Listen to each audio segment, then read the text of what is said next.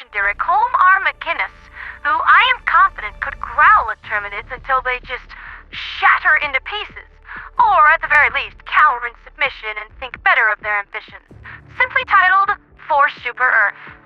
I can't help but imagine Jonathan Young and Mr. McGinnis fighting side by side, back to back, defending Super Earth against the Illuminate, who were so hell-bent on setting our world ablaze a scant few weeks ago, both of them building out an inspiring tune between them, lifting the flagging spirits of nearby Helldivers and SEAF Marines, and motivating them to even greater heights of heroism. Fatigue and injury matter little when you know that everyone is counting on you. Speaking of which, everyone is actually counting on you, and things are a bit of a mess right now. See, everyone, and I do mean everyone, likes to pour scorn on BugDivers, and that is foolish for several reasons. One, because managing these angry little alien blenders is actually really darn hard.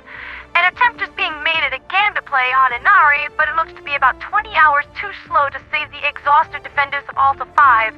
Unless we think of something very, very quickly, we are going to lose this planet, which will put us dreadfully behind on major order progress. The second reason this whole bot versus BugDiver thing is foolish is because neither of them actually exist, and I can prove it beyond shadow of doubt. I look at these numbers every day. I've been doing this for over a year now. I know my stuff, so pull up a chair, children. It's time to get educated. Yesterday, I made a post on Super Reddit in regards to this. As of right now, about 5 to 6% of the Liberation Fleet's population base is diving on Vernon Wells, which accounts for about 5,000 people. Hardly enough to be considered a dedicated group. That's about the same size as the alleged review bomb crowd that came up a few weeks ago. These are likely theory crafters, weapon testers, sim crews, so on, who are taking advantage of a sparsely populated planet that is unlikely to flip in the next few days. Heck, it could even just be people who don't want to go along with the crowd and want to be off on their own. How do I know all this? I did some puppeteering work for MLI Studios a few months ago. Who do you think puppeted Rook for his scenes? I know what I'm talking about. Similarly, less than 1% of people are diving on Ballistica, which has the exact same numbers as when I measured this 18 hours ago. Why do I bring this up? Because the readings on Ballistica are those with currently uncompleted operations, and they haven't logged in to move to the new major order battleground yet. What you're seeing here, this is a sensor error in reading the API. Likewise, when I measured this a day ago, nearly 1,000 people were still diving on Super Earth, which has decreased to 500 since yesterday. Several times over that number that are allegedly diving on Ballistica, yet as we all know, there is no further operation going on Super Earth. This thing about giving the BugDivers a hard time? You people have just been wasting ghosts this entire time. While I am certain that there are those who prefer to fight one faction of enemy or another, they are such a small percentage of the population that they would be rendered inconsequential to the efforts of the major order. My observation is that between 70 to 80% of the Liberation Fleet is on mission during any given major order, which is extremely good, but I think that number could be even higher than is reported, and I can prove that too with a single question.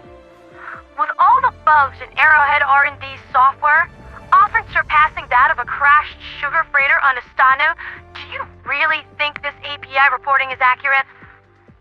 There is no such thing as a BugDiver. BotDivers don't exist either.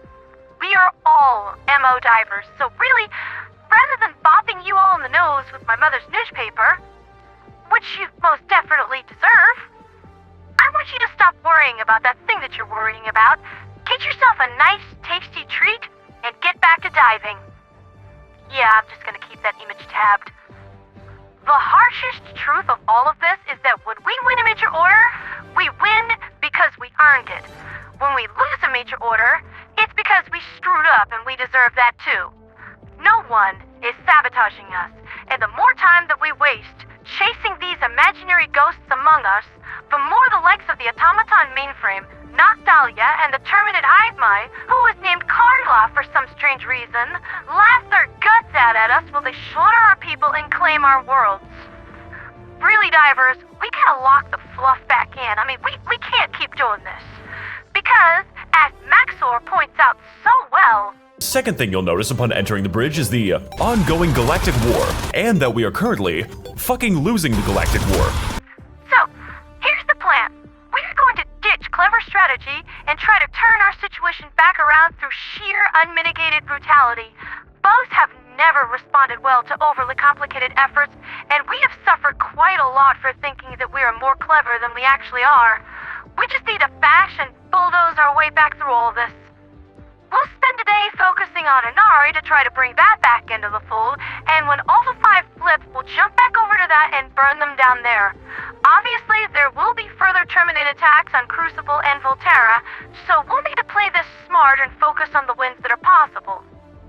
This is a simple numbers game, people, and they have more. Except on asset extraction missions. Liberty only knows why. This whole affair is all the more concerning because... well, I wasn't going to mention this, but whenever I injected dark fluid, Noctalia touched my mind, probing for weaknesses.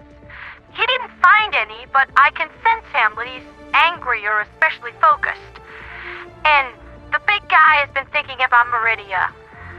A lot. And I don't know if anyone has picked up on this, but does this not look like the Terminids are starting to craft a defensive shell around Meridia? I was talking about this recently with my colleagues in the Freedom Alliance, and these movements are... concerning. If the Illumina can't control the Terminids directly, they at the very least know how to dangle a carrot on a stick and get them to move in the directions they want.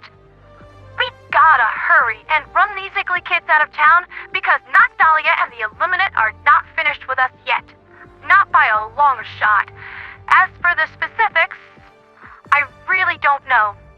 He did not lie when he said that he was a seasoned master of the psionic arts, and if I tried to pry too deeply into his thoughts, even hopped up on dark fluid as I am, he would definitely take note of my presence and psionically body me into the dirt.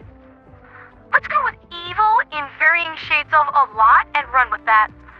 Next on the news docket, I have some official ministry affairs to conduct.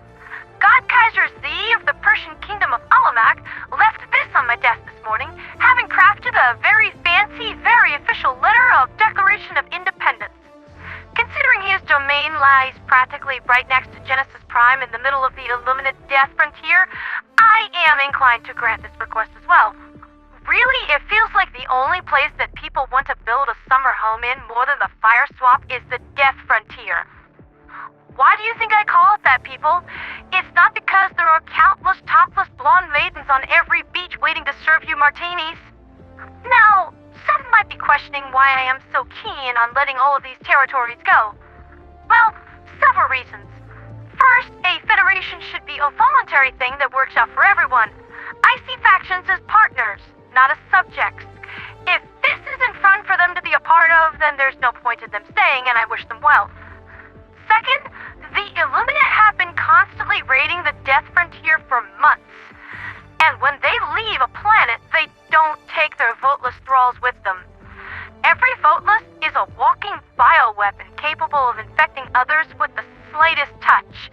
And the southern planets simply don't have the resources to deal with that, so voteless just kind of roam in packs, and when one of those packs stumbles into a town, they inevitably infect everyone and completely destroy it. Whole planets like Shete, Kaid, and Sisi have gone completely dark, with zero economic output or communication in any way. They are dead worlds.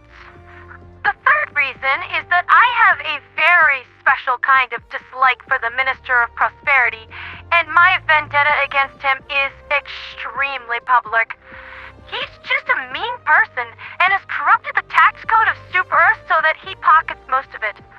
I'm certain that we all remember the breaker and railgun nerfs that hit last year. That was all him. He stole so much money for the defense budget that we had to downgrade our weaponry.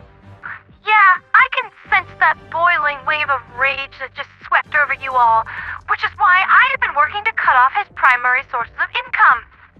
Because even the Minister of Truth can't simply execute another minister for treason. no matter how egregious that treason might be. At least, not yet. By liberty, I am trying. Every time he comes into my office, I want to just reach out and psionically crush his pathetically tiny dangly bits until he screams like two pieces of styrofoam being rubbed together.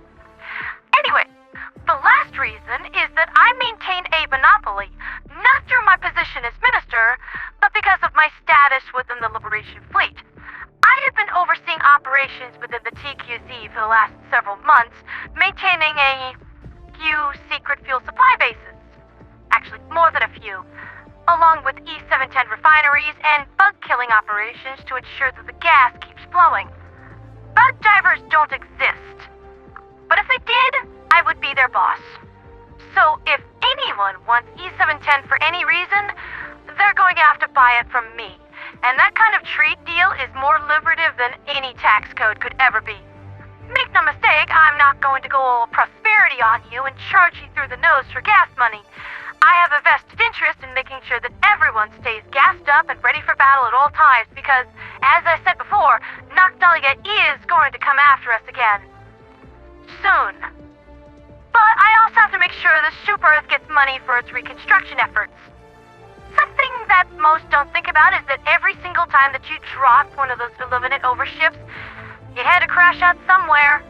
You divers dumped several 100,000 tons of alien wreckage on this planet every time you pulled the trigger, and cleaning that up is time-intensive and expensive.